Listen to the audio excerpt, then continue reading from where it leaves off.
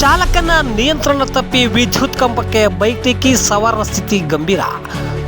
ಚಲಿಸುತ್ತಿದ್ದ bike ಒಂದು ಚಾಲಕನ ನಿಯಂತ್ರಣ ತಪ್ಪಿ ವಿದ್ಯುತ್ ಕಂಬಕ್ಕೆ ಡಿಕ್ಕಿ ಹೊಡೆದ ಪರಿಣಾಮ ಬೈಕ್ ಸವಾರ ಸ್ಥಿತಿ ಗಂಭೀರವಾಗಿದ್ದು ಆಸ್ಪತ್ರೆಗೆ ಸವಾರನನ್ನು ದಾಖಲಿಸಲಾಗಿದೆ.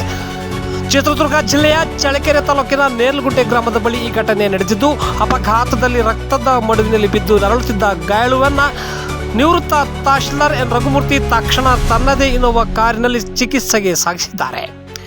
ಬೈಕ್ ಸವಾರ ಪ್ರಕಾಶ್ ಎಂದು ಗುರುತಿಸಲಾಗಿದ್ದು,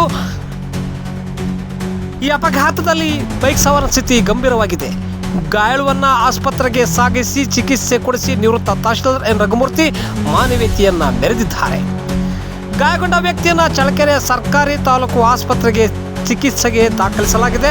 ಸರ್ಕಾರಿ ಆಸ್ಪತ್ರೆಯಲ್ಲಿ ಸಿಬ್ಬಂದಿಗಳ ಕೊರತೆಯಿಂದಾಗಿ ಗಾಯಾಳು ಪ್ರಕಾಶ್ ನನ್ನ ಸಾರ್ವಜನಿಕರ ಎಮರ್ಜೆನ್ಸಿ ವಾರ್ಡ್ಗೆ ಸಾಗಿಸಿದ್ದಾರೆ. ಚಳ್ಳಕೆರೆ ಪೊಲೀಸ್ ಠಾಣಾ ವ್ಯಾಪ್ತಿಯಲ್ಲಿ ಈ ಘಟನೆ ನಡೆದಿದೆ.